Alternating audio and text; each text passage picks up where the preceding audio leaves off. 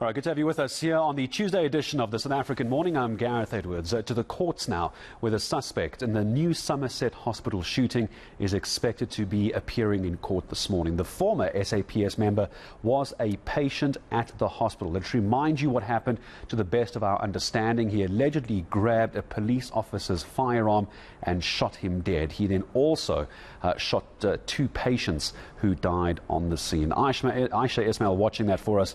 Very important story, because it does talk about SAPS members. It talks about the safety of patients in hospitals. Ayesha, very serious story.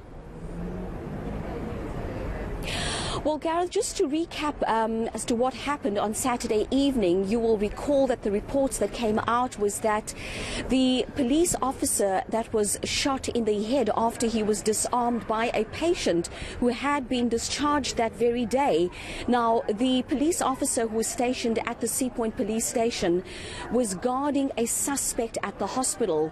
He then heard a commotion in another ward and went to investigate to go and see what was happening there. It was at that point that this patient, who had already been discharged, overpowered the police officer and disarmed him, shot him in the head, and then proceeded to shoot two other patients who were still in their bed.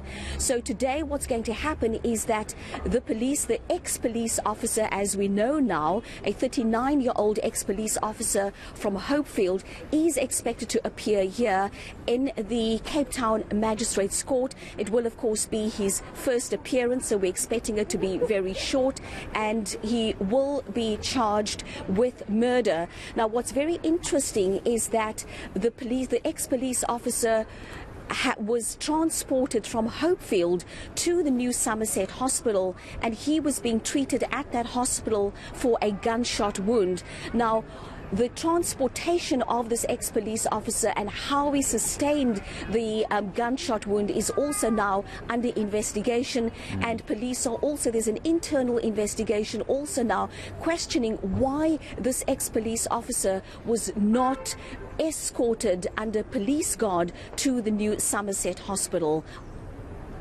Yeah, there's a lot of questions which need to be asked, and it's those kind of details, Ayesha, which you're bringing to our attention now, that need to be unpacked in court a little bit later. So that's what's happening as far as the courts are concerned. It's going to be a very important day for Ayesha Ismail, a very busy day as well.